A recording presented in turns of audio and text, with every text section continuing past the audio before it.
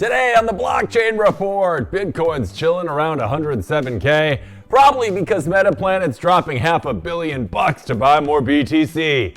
Kevin O'Leary says $1 trillion could flood into new crypto bills, and yet the price still won't move? Say hello again to the paper Bitcoin theory. And we're entangling all that chaos and more on today's show. Let's go!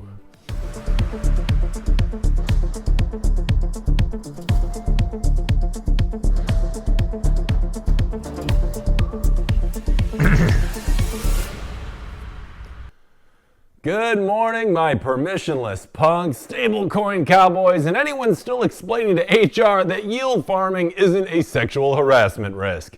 I'm Hank Hudson, live from California, where the guy cutting your hair is running a validator node, your ex-girlfriend launched a layer 3, and your Lyft driver just tried to sell you an ordinal. It's Thursday, the markets are nervous, the Fed's issuing riddles, and somewhere, maybe in a cryotherapy chamber, Michael Saylor just sold his couch to buy more sats. Now before we spelunk into the macro mayhem and pray that Bitcoin doesn't face plant back to 5 digits, smash that like button like it's the dev that forgot to revoke contract permissions, and follow RoxomTV and me at Hank at RoxomTV everywhere you procrastinate instead of making cold calls or finishing your Dow pitch deck. Now, whether you're tuning in from a metaverse co-working pod, a Discord channel full of Doge conspiracy theories, or a VC incubator with kombucha on tap and vibes on fumes, power up that ledger, clear your FUD filters, and let's see what the charts have cooked up this time. But first, let's get into it with this morning's market rundown. Let's go.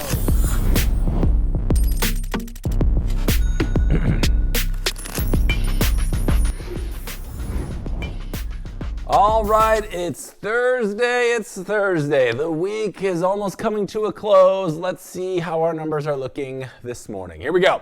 Right now, Bitcoin still hovering strong in that $107,000 mark right now at about 107.5. We saw a nice bounce back after last weekend's craziness with the whole Iran-Israel thing, and right now we're standing pat, hopefully making a big move soon. We'll talk about what to expect in just a little bit. Ethereum's still hovering beneath that 2,500 level. We were there for about a week or two, and now we've dropped back down, trying to reclaim what seems to be the new price ceiling for Ethereum, but right now we're just beneath that $2,500 mark. XRP sitting pretty at around 212. Cardano all the way down to about 55.5 cents a pop, and Dogecoin down about 3% this morning, all the way back to about 16 cents a coin. In TradFi, not a ton going on today. Right now, the Dow Jones is up about 0.75%. The Nasdaq Composite's up about 115 points this morning, and the S&P is sitting right around that 6,130 mark, up just a little bit, about 0.5% this AM. MicroStrategy down slightly, all the way to about 386, currently down almost a little over a 0.5 percentage point this morning. Coinbase having a nice day. They're up $15 a share this morning. Tesla also getting in on the action. They're up about $2, right around that 329, 330 mark a share. Nvidia is also up this morning all the way to 155 a pop, and GameStop still standing pat in that mid $23 range. Not a lot of movement happening there as of yet. All right, we're going to take a quick break, but when we're back, this morning's bull run with our top story, so stay tuned. We'll be right back with all that and more. Zappo Bank, the only way to bank your Bitcoin. Apply now at zappobank.com.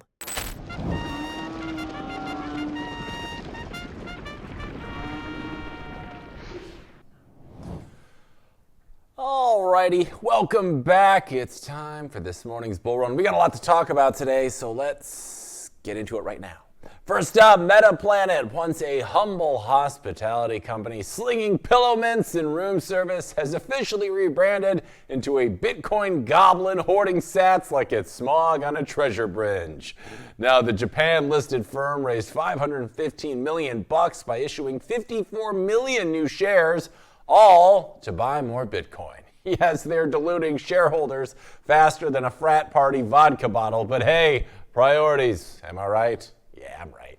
Now, this step is one of their part of their so-called 555 million plan, not to be confused with a Wendy's value menu, but equally ambitious. They now hold over 12K in BTC.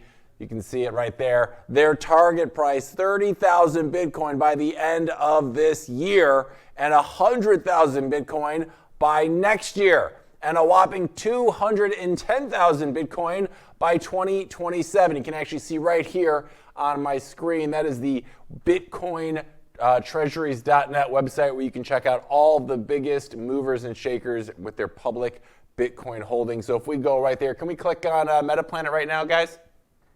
Let's see, I think they're like in 10th place. So yeah, right now you can see their balance is up to over 12,000 with an average cost basis per Bitcoin of about 96,000. So they're up almost 12% right now, which is pretty good.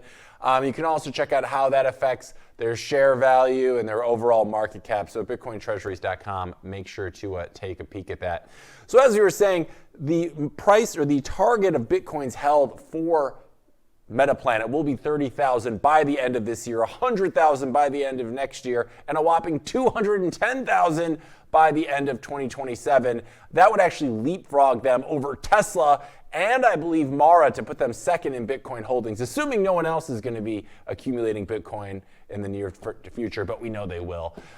So they are breathing down Strategy's neck right now, which we assume Michael Saylor is already tweeting about from his Bitcoin fortress of solitude somewhere high up in a mountain. Now, the company plans to inject $5 billion into U.S. subsidiary, a move that smells suspiciously like let's escape Japan's regulatory mood swings and go full degen on American soil. Now, MetaPlanet shares dropped 5% after this raise because the market, very much like your uncle who still uses cash, doesn't always get Bitcoin. But the signal here is very clear. MetaPlanet's transformation from a towel-folding tourist trap into a Bitcoin-first corporate juggernaut is a blueprint for what Asia's corporate sector might look like in just 5 years' time. And if they hit that 210K target, they're not a player, they're one of the players. So this could very seriously apply upward pressure on Bitcoin supply and price moving forward. Because when corporate giants start hoarding Bitcoin like it's toilet paper in 2020, the rest of the world might finally realize that there's not enough to go around. Do you guys remember we were doing that? We were running the store and fighting over toilet paper. It's funny that we decide as a priority when we think the world is ending. In other news, Anthony Bitcoin or Bust Pompliano has once again reached into his institutional couch cushions and pulled out $128 million. And it's all to buy more orange coin, baby. His firm, ProCaps, snagged 1,200 in Bitcoin at an average cost of almost $106,000 a pop, which, by the way, is not a price for the faint of heart. That's, I think it's still cheap energy if I've ever heard of it. Now, this brings ProCap's total stash to almost 5,000 BTC, a respectable pile, but still trailing behind MetaPlanet's flex of over 12,000. Let's take a look at their holdings also on BitcoinTreasuries.net. So let's bring that back up for me here, gang. So let's see here. Is ProCap already on this list here?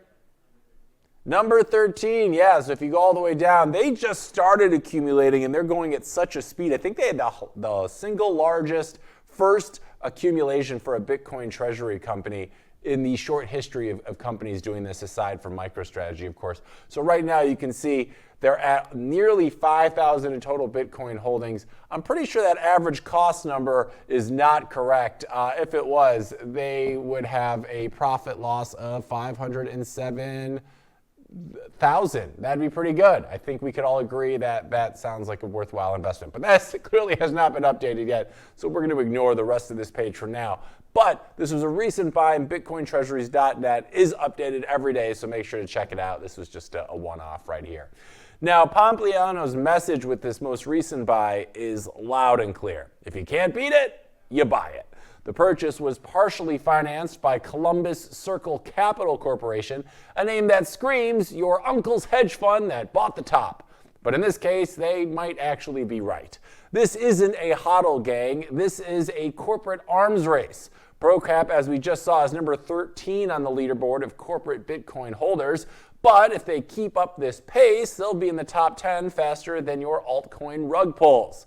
Now, Pompliano's big takeaway from all this is that Bitcoin is now the hurdle rate.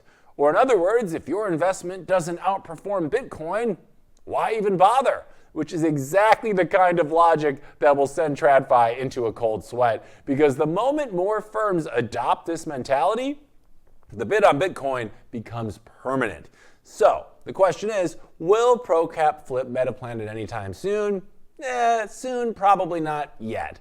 But let's put it this way. They're not stacking for just vibes. They're coming for the crown. And if this accumulation war keeps escalating, you might want to front run the corporate boardrooms before they turn Bitcoin into a limited edition asset class that you can't afford. And Kevin O'Leary, Mr. Wonderful, used to call Bitcoin garbage. Now it's 19.4% of his portfolio. And he's basically lobbying harder than a pharma company during flu season. At the Consensus Conference in Toronto, Mr. Wonderful dropped a very bold prediction, saying if Congress passes 2 key crypto bills, $1 trillion will flood into the space. And for once, he might not actually be overselling it. The first bill, of course, the Genius Act, just passed with the Senate with bipartisan support. It lays out rules for stablecoins, treating them like actual financial instruments instead of crypto's awkward middle child. Now, O'Leary's betting big on this one. He owns USDC, he owns shares of Circle, and he's basically begging Congress to let the adults in the room play with stablecoins without the SEC breathing down their necks. Why? Well, because as he puts it, traditional currency transfers are old, ugly, and inefficient. And frankly, he's not wrong. I mean, banks charge fees like it's still 1999. Stablecoins can settle in seconds. O'Leary says if we get a regulated stablecoin framework, the payments industry will go full Jurassic extinction. Bye-bye, Western Union. Hello to code. Now, the second bill, of course, is the market structure bill. This one's a biggie, okay? As it would define digital assets as either securities or commodities, instead of making everyone guess based on the SEC's mood on that particular day. He says that once this passes, and I quote, Katie, bar the doors. $1 trillion will come in and index Bitcoin. And even if that's a hyperbole, the direction here is quite clear. Wall Street, they want clarity. And clarity, my friends, brings confidence. And confidence brings capital. And capital brings the moon charts we all know and love. So critics like Senator Elizabeth Warren say, however, that the Genius Act could fuel corruption, especially with firms tied to Trump pushing their own stablecoins. But O'Leary's, well, he's not worried about the politics. He is focused on the math. Because when regulations are clear, everyone from BlackRock to your dentist's pension fund can start allocating like adults. And if that happens, Bitcoin doesn't become an investment. It becomes the new baseline. And Arizona has officially passed the House Bill 2324, and it might be the state's most clever Bitcoin bill yet. But why, you ask? Well, because it doesn't involve buying Bitcoin. It involves seizing it. That's right. Instead of investing taxpayer money into crypto, Arizona wants to create a Bitcoin reserve fund from criminal asset forfeitures. Sounds kind of familiar. Or in other words, if you get caught doing hood rat stuff with Bitcoin, the state bags your coins and hodls. Now, this isn't Arizona's first rodeo. They've tried Bitcoin reserve bills before. Of the last 3, 1 made it, 2 got vetoed harder than a high school promposal. Now, this time, lawmakers are sidestepping the controversy by using existing law enforcement frameworks. No speculative purchases here, no taxpayer exposure, just seized assets going into state-run Bitcoin piggy banks. Now, analysts say that this version actually has a shot because it avoids the appearance of Arizona playing crypto trader with public funds. And if Governor Katie Hobbs signs it, Arizona becomes the second U.S. state with an official Bitcoin reserve. Texas already bought in with $10 million in taxpayer money. Now, Arizona's taking the compliance first route. It's like buying Bitcoin, but only if someone else gets arrested first. So is this sound policy? Well, or is this the plot of a future HBO series called Breaking Bitcoin? That could be it too. That sounds like a fun one. I could watch that. Look at that. That's the ChatGPT, you're incredible. Either way, this is further proof that Bitcoin is creeping into every single corner of the government, from state houses to courtrooms. And if this passes, expect more states to start scanning their evidence lockers for seed phrases. And another week, another tinfoil hat moment in Bitcoin land. This time, it's over something called paper Bitcoin. Yes, the conspiracy theory that refuses to die has found new life as the price of Bitcoin somehow dipped again despite bullish headlines like ETF inflows, Saylor buys, and Treasury-backed corporate acquisitions. The culprit in all this? Allegedly invisible Bitcoin. No, not quantum Bitcoin. We're talking paper Bitcoin, or institutional IOUs backed by, well, maybe nothing. Because according to Bitcoin OG Stefan Jespers, aka Whale Panda, the math, well, it ain't mathin'. He said another $1 billion in ETF inflows. Saylor says he bought more. Prices down for the week. More treasury companies, no price movement. And yet people are still out here denying the existence of paper BTC. Meanwhile, Adam Back clapped back, asking for, wait for it here, evidence. Facts always getting in the way of things. So inconvenient to a good conspiracy, if I said so myself. But this isn't just noise from Twitter's peanut gallery. Even Riccardo Spagni, former Monero maintainer, called out Strategy months ago for its lack of on-chain transparency. And CoinShares just published a report echoing the concern. Basically, if paper Bitcoin spreads without robust verification, we're right back in fiat fantasy land where nobody knows if the money's real. Now, the irony in all this is that's the exact trustless, transparent, one-to-one nonsense that Bitcoin was always built to replace.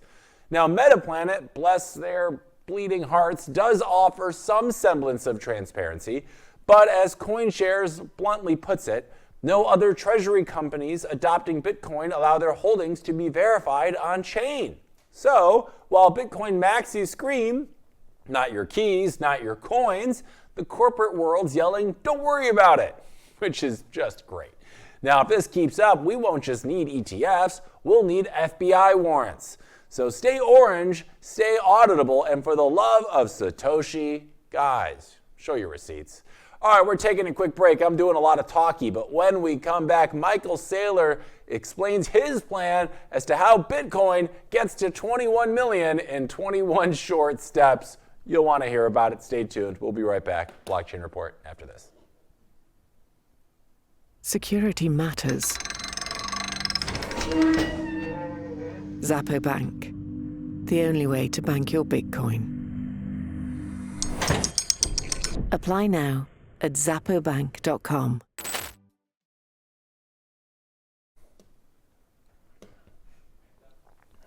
All right, so we got some breaking news this morning. You can check it out over at the RoxomTV X page.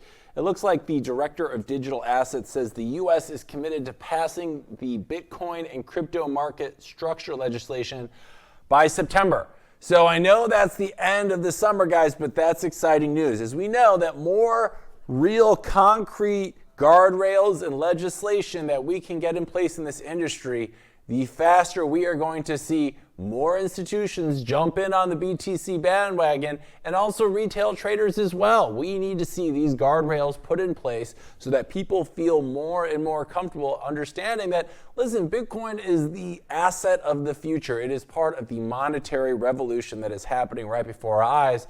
But a lot of people won't believe it until the government steps in and gets involved. So this is super bullish breaking news that we just had here on the Roxom TV Twitter account, or X account, whatever you want to call it. Make sure you're following us at Roxom TV on X to always get the most up-to-date breaking news in the Bitcoin and crypto space. So make sure you're checking that out. And we also had some more this morning. Let's take a look. It looks like billionaire Binance founder Changpeng Zhao said that the future American dream will be to own Bitcoin. He is saying that 0.1 BTC will be more expensive than a home in the US. So put that into perspective, guys. There are actually charts out there you can look up online that have the prices of single family homes in Bitcoin since 2012 or 2010, what have you, until now. And unlike money or fiat currency, the American dollar, where the price always goes up, if you actually look at the price of Bitcoin when purchasing items like large, single family homes over time,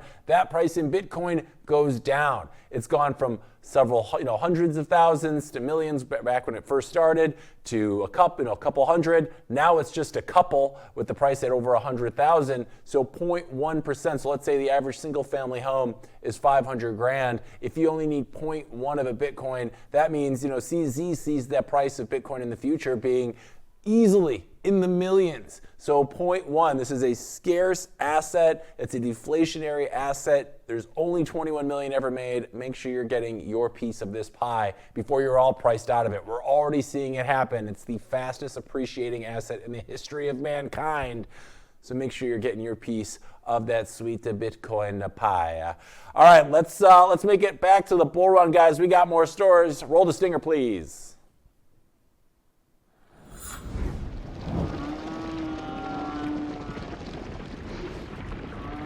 And so with that, with the help of all that information, I'm going to now share my Bitcoin prophecy. I think we're going to be $21 million in 21 years. It's a very special time in the network, maybe the one time in the history of the network where you look out 21 years and you see 21 million.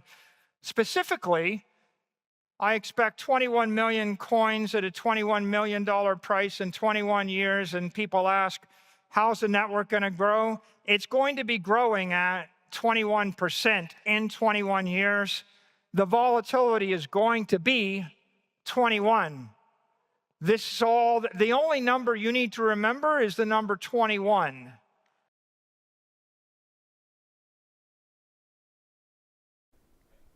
All right, 21, 21, 21. It reminds me of Michael Saylor in his own version of that old Jim Carrey movie, The Number 23. But this case, it's 21. And Michael Saylor was going over all this at BTC Prague as he took the stage, shockingly without a sword or a cape. He strikes me as that kind of guy. And he dropped his latest prophecy, and that is that Bitcoin will hit 21 million per coin in 21 years, which means it will grow roughly at an annual rate of 21%, because apparently everything is a meme now, including compound interest. In his keynote, The Power of 21, it broke down the past year's gains and Bitcoin's ridiculous outperformance. Forget the whole magnificent 7 of the Nasdaq. Bitcoin's got 56% annualized returns this decade, and it's done it without earnings calls, quarterly guidance, or laying off half of its staff via Zoom. Our Lord and Sailor, he pointed to $150 billion, there he is, $150 billion in institutional inflows, an increasingly pro-Bitcoin U.S. administration, and new legislation like the Clarity, Genius, and Bitcoin Acts, which honestly sound kind of like Marvel movies at this point. But he mapped out a 3-part wealth strategy going forward. Dollar cost average like a monk, use cheap leverage if you have the stones, and launch a Bitcoin treasury business where you sell small bits of equity at inflated valuations. Simple enough, right? Right. Now his hypothetical, turn $2 million into $700 million in just 20 years. Assuming you don't panic sell during the next Elon tweet storm, of course. Saylor's core message here was crystal clear. Ignore the noise, zoom on out, and feed the machine. Volatility, he calls it vitality. And in the weirdest way possible, he might be right. Because if enough people start acting like they've got a 21-year plan, Bitcoin becomes the tortoise in a world full of YOLO rabbits. And Federal Reserve Chair Jerome Powell has decided Bitcoin is no longer the sketchy basement hobby of libertarians and Reddit mods. During his Senate Banking Committee testimony, Powell told Senator Cynthia Lummis that Bitcoin and other crypto assets have officially matured and gone mainstream. Let's take a look at the video. Bring it up.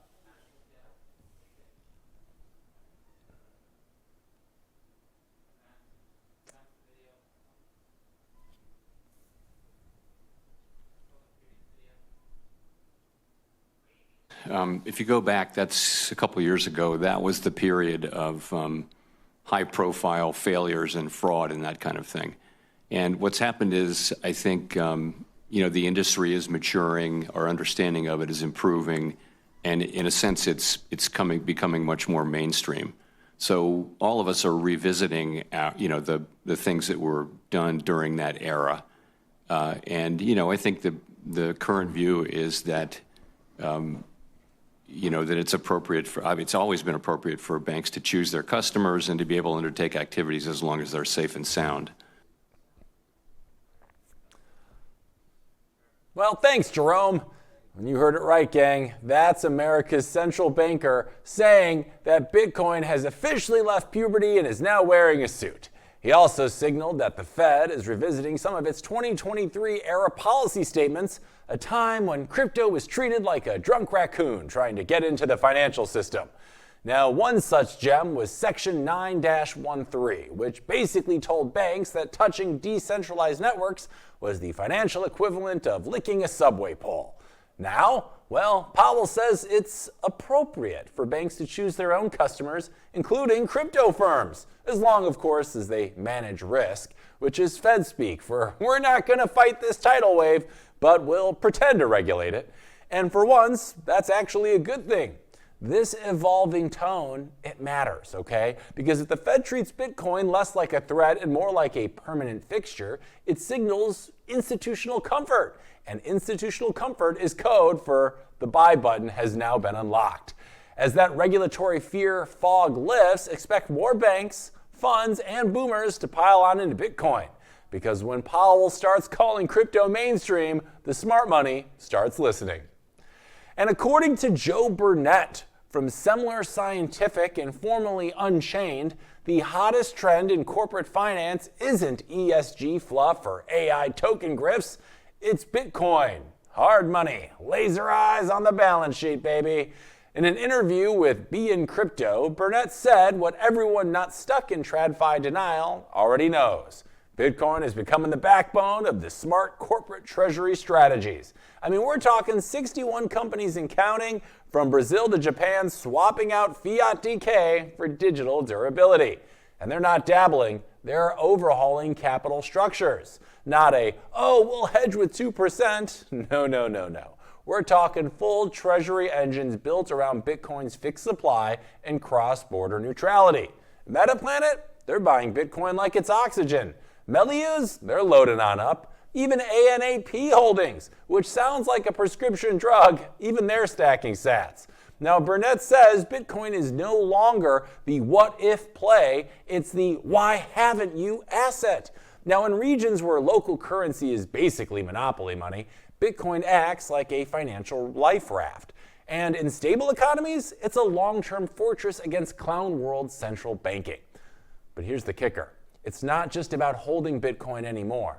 Companies are turning Bitcoin into working capital, use it as collateral, settle payments globally, access liquidity without sucking up to a bank. And the banks themselves, well, Burnett says most still don't get it. Some, like BNY Mellon and BBVA, are cautiously stepping in, but their legacy pipes can't handle a bearer asset that settles instantly and doesn't care about your quarterly risk memo.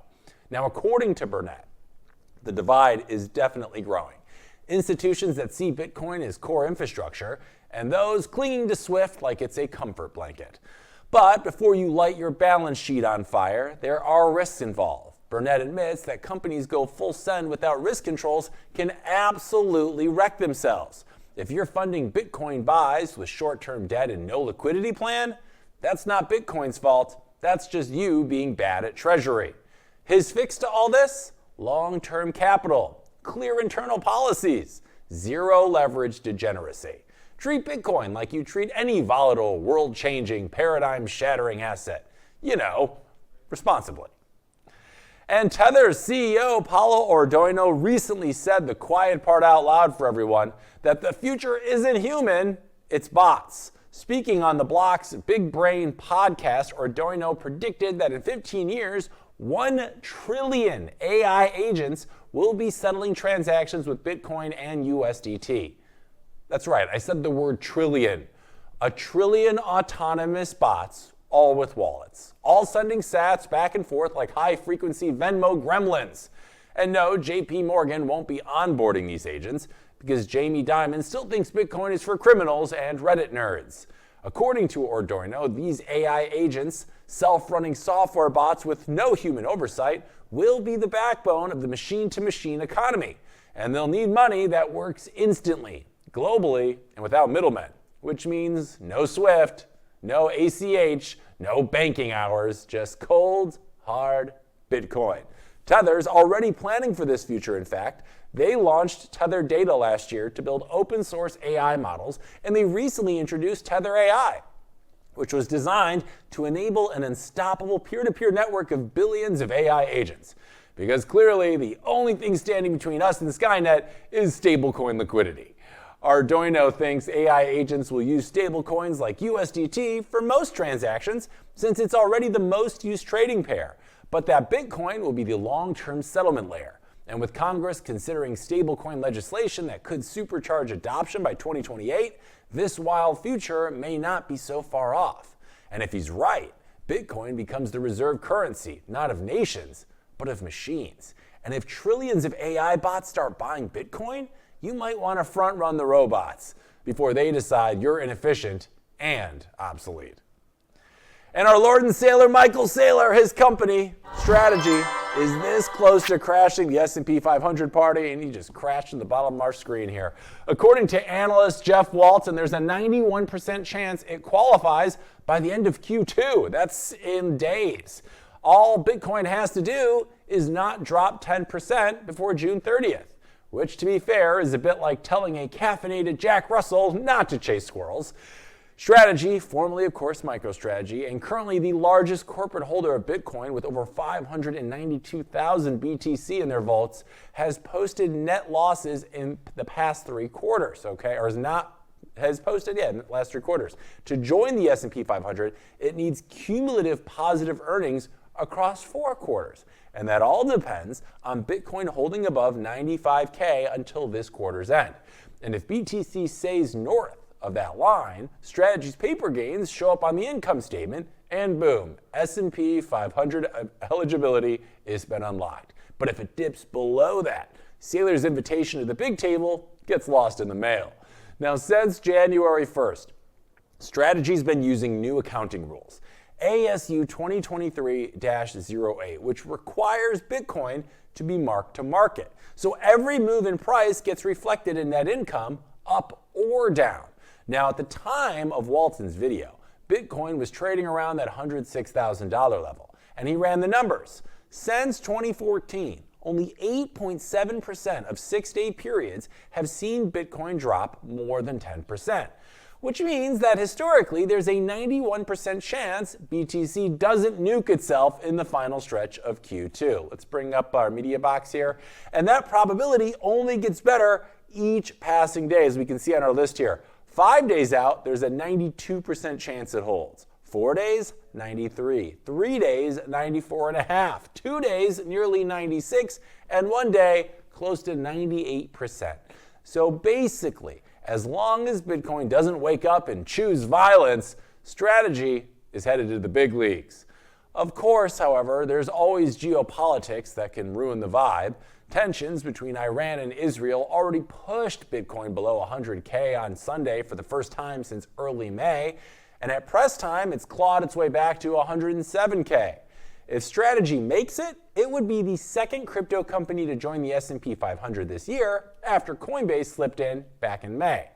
According to BitPace exec Mariam Habibi, that kind of institutional inclusion cements the legitimacy of the entire asset class. And in case you missed it, Nasdaq already added Strategy to the Nasdaq 100 index just last December. So yeah, the nerds have arrived, and they've brought spreadsheets, and they are not planning on leaving. And as of mid-2025, over 220 publicly traded companies worldwide have adopted Bitcoin Treasury strategies. Collectively, these companies hold over 590,000 in BTC, which is roughly about $60 billion worth. This strategy, of course, was popularized by Strategy beginning back in 2020 as they converted cash reserves into Bitcoin, triggering interest from other corporations seeking a hedge against currency debasement. These companies effectively became Bitcoin proxies. Their stock prices began to mirror Bitcoin's performance. And when Bitcoin goes up, their stock tends to go up. But that's a bit of a double-edged sword. See, during the bull runs, the value of their BTC holdings boosts the balance sheet and attract investors. But the risks are quite significant. See, Bitcoin, as we know, can be a little volatile at times. Its price can swing dramatically in very short periods. Companies that make Bitcoin a central part of their treasury face major stability concerns. Van Eck has issued a warning, in fact. According to Matthew Seigel, Van Eck's head of digital asset research, some companies are at risk of something called capital erosion. And capital erosion means that a company's value or the shareholder equity can drop even if it holds Bitcoin. The risk stems from how these companies fund their Bitcoin buys. Many issue stock or take on debt. And that works fine when their stock trades at a premium to the NAV or net asset value. But if the stock trades at or near NAV, issuing new shares dilutes existing shareholders. This is no longer accretive, it's destructive. I mean, we're talking capital erosion. Semler Scientific is a real-world example of this. It adopted a Bitcoin-first treasury strategy. At first, the stock surged, but by mid-2025, its stock price has fallen 45%, even though Bitcoin's price has gone up. Semler's market cap dropped below the value of its very Bitcoin holdings. And that, my friends, is a problem. It meant the market no longer believed in the business model, and it became harder to raise capital without harming investors. Grayscale Bitcoin Trust, GBTC, suffered a similar fate. During the 2022-2023 bear market, GBTC flipped from a premium to a massive discount. It traded 40% below NAV with no way to redeem shares. Investors were essentially trapped, and Van Eck is now recommending preventative measures. Companies should pause share issuance if the stock price drops below 95% NAV for 10 straight days. They should consider buybacks to reduce the NAV discount. And if stock prices stay low, the company may need to rethink its entire strategy, including potential mergers or spin-offs. Executive compensation should be based on share value, not total Bitcoin held. Now, this discourages reckless accumulation, and Van Eck draws direct comparisons to the 2008 financial crisis. As in 2008, institutions like Lehman Brothers and Bear Stearns used leverage to chase risky returns. And when the assets collapsed in value, the whole system failed. Bitcoin treasury firms relying on leverage could be teeing up the same type of disaster, just with laser eyes this time. Risk management is absolutely critical here, as executives need to stress test their balance sheets like they're prepping for financial doomsday, not Burning Man. Behavioral finance research shows many execs suffer from overconfidence and herd behavior, basically FOMO in a suit. And without real safeguards, these firms aren't just risking shareholder dilution. They're speedrunning the Web3 version of too big to fail. Because nothing says Satoshi-sized foresight like doing the exact same thing that nuked the economy 17 years ago, but this time, with better memes. And Samson Mow, the CEO of Jan3 and spiritual leader of the Bitcoin to a million cult, is back on the timeline, and this time he's promising an Omega candle. And no, that's not a scented product from Gwyneth Paltrow, though it does kind of sound like it. It's a $100,000 daily Bitcoin surge. So yeah, just let me repeat that again. It's $100,000 in one day, one candle, 100 grand. He didn't elaborate further because kings don't explain, they tweet. Mao's long been a believer in Bitcoin hitting 1 million per coin, and he's not backing down. If it doesn't happen this year, then it'll happen next year. And if not next year, then eventually. Because Bitcoin is the alpha and the omega, according to Mao, who's now quoting scripture like a cypherpunk preacher. He says Bitcoin isn't at $10 million yet because the world doesn't understand it. And the moment they do, well, enjoy your 7-figure sat. Now, why the conviction here? Well, because Bitcoin has a hard cap, a faceless founder, and a halving every 4 years like some kind of monetary cicada. Meanwhile, Strategy, always down for a flex, added 245 more coins this past week. That's another $26 million stacked by Saylor and friends. They now hold over 592,000 because why stop when you're rich and right? Over in Japan, Metaplanet followed suit, grabbing 1,111 BTC for about 118 million bucks.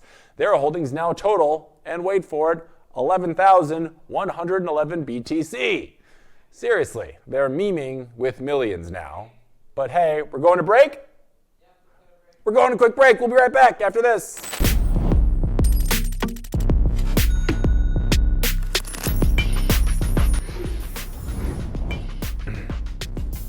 All right, it's 8:52 a.m. on this Thursday morning. Bitcoin currently still hovering above that $107,000 mark. Not a lot of movement this morning, but again, this is a no news is good news situation. 107K, we'll take it. Same with Ethereum. Still hanging around that $2,400 mark, waiting to see if we can break out past $2,500 again. That did seem to be the floor for a while, but we dropped beneath it, so we're still hanging around that $2,400 doldrums. XRP down almost 3% this morning, right around that 212 mark. Cardano down 2%, and Dogecoin down 3%. A little bit of blood in the waters, but nothing too crazy. Those altcoins, they do what they do. In TradFi, a little more green here. Right now, the Dow Jones is up 275 bucks on the whole. Nasdaq is up 126, sitting right above that $20,100 mark. The S&P is also up about a half a percentage point. MicroStrategy taking a little bit of a dip, down about $1.50 today, right around that 387 mark. Coinbase, they're up 3%, feeling the love, sitting at 365. They've had a nice resurgence here in the last couple of weeks. Tesla up a marginal amount this morning, about 75 cents, nothing to talk about there. Nvidia is up about a little under a percentage point this morning, sitting at 155, and GameStop still chilling at that $23 mark. Let's wrap up today's show at camera one with some bullish bearish. Run the stinger, let's go.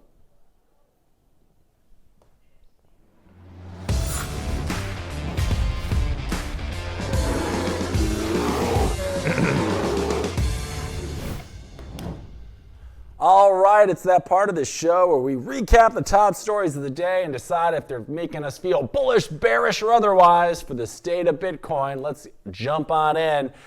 Number one, Japanese firm Metaplanet is raising $500 million by issuing 54 million new shares, all to buy more Bitcoin. Their goal, 210,000 BTC by the end of 2027, vaulting them past Tesla and others and putting them right on the heels of Strategy. I am bullish on this. More corporate accumulation equals more supply pressure equals sign me up. And if they actually hit 210K, it's going to feel like Black Friday at the Bitcoin store with absolutely no inventory left in sight. So make sure to get yours while the going's good. Corporates buying BTC like it's cheapy in 2020. That's bullish news, baby. Great start. Next up, Mr. Wonderful Kevin O'Leary says if Congress passes the Genius and market structure bills, $1 trillion will flood into Bitcoin and crypto, and he's betting big on it. In fact, over 19% of his whole portfolio is in BTC-related assets. You got to be bullish on this if it's from the man of Shark Tank fame himself. Regulatory clarity brings Wall Street cash, and Wall Street cash brings higher candles. Like it or not, Washington's pen might be the biggest pump tool in the market today. Kevin O'Leary says green lights from DC equals green candles, and he's probably right. I'm bullish on that too. Too bullish. Hot start. Next up, despite ETF inflows, Saylor buys and Treasury adoption, price stagnation sparks renewed accusations that paper Bitcoin is artificially suppressing the market. Ooh, I'm going to call BS on this one, okay? Until we see the actual receipts, this is more noise than signal. But if true, the price suppression won't last forever, and the eventual squeeze could be of biblical proportions.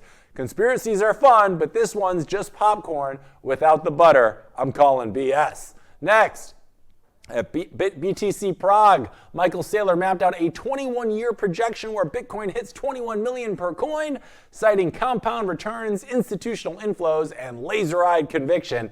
I mean, how can you not be bullish on this? The man himself. It's long-term hopium, but Michael Saylor's track record speaks for itself. If enough institutions buy into the vision, price follows the belief, baby. Saylor's got a 21-year plan. Do you? It's bullish, and there he is. So, 3 bullish, 1 BS. Final call here. Fed Chair Jerome Powell tells Congress that Bitcoin has matured and gone mainstream, signaling a shift in tone from the 2023 era policy when crypto is treated like financial anthrax. I mean, guys, how can you not be bullish on this one? The Fed is actually embracing Bitcoin, and that means one thing: more institutional comfort, baby. And when boomers feel safe, the retirement funds start flowing in. And when Powell says Bitcoin's legit, the price doesn't usually stand still for very long. I am bullish on this too. Very bullish. All right, today's scorecard. We have 4 bullish, 0 bearish, and 1 steaming pile of BS, which means today's verdict is decidedly bullish. I mean, institutions are coming. The Fed's playing nice. The corporate giants are stacking, and even Kevin O'Leary's on our side of the aisle now. As always, thanks for tuning in to this episode of the Blockchain Report. We're here every single weekday morning. We get up at 4 o'clock for you guys. We start at 8 a.m. PST every day. Today we're only going to 9, but on most days we're going till 10. So that's 1, oftentimes 2 hours of crypto chaos and Bitcoin bedlam at your doorstep every single morning. So make sure you stay tuned to always get the latest info, what's going on in the Bitcoin universe. And make sure to like, follow, and subscribe to Roxom TV and Hank at Roxom TV on all platforms in the world. If it posts, we're probably on it, and that's the best way to stay updated when we're not watching the Blockchain Report. As always, I'm Hank Hudson. I'll see you guys tomorrow. Stay safe, stay informed, and stay bullish out there, guys. See you Friday. We'll wrap up the week.